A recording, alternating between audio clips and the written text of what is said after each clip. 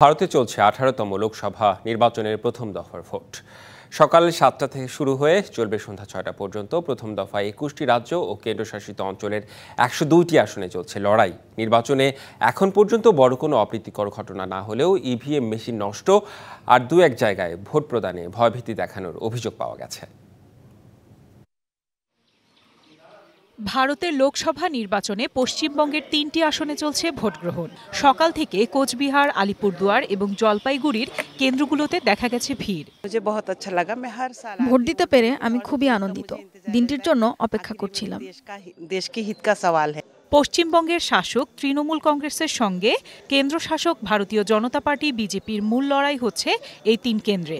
জলপাইগুড়িতে নির্বাচনী উত্তাপ ছড়িয়ে পড়ে সকালেই। তৃণমূল আর বিজেপি কর্মীদের সংঘর্ষে আহত হয় বেশ কয়েকজন। পরে পরিস্থিতি নিয়ন্ত্রণে আনে পুলিশ। একই সাথে ইভিএম মেশিন এবং ভিভিপ্যাট খারাপ হওয়ায় 11টি বুথে নির্ধারিত সময়ের অনেক পরে ভোট গ্রহণ শুরু হয়।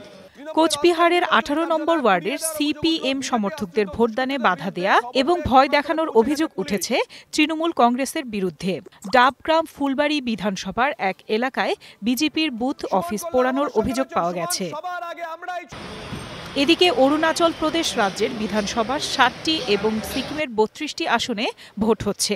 পাহাড়ি আর মাওবাদী অঞ্চলগুলোতে নেওয়া হয়েছে ব্যাপক নিরাপত্তা। তামিলনাড়ু, মধ্যপ্রদেশ আর বিহারেও চলছে ভোট প্রদান।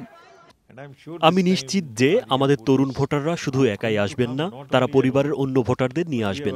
গণতন্ত্র প্রতিষ্ঠা করার জন্য এখানে আমরা দায়বদ্ধ। সাম্প্রতিক জনমত জরিপ বলছে মোদির বিজেপি এবং এর মিত্ররা তৃতীয়বারের মতো নির্বাচনে জয়ী হবে। নির্বাচনে অন্যতম চ্যালেঞ্জ বৃহত্তম বিরোধী দল কংগ্রেস নেতৃত্বাধীন জোটের পক্ষ থেকে। আফসানা নীলা, ডিবিসি নিউজ ডেস্ক।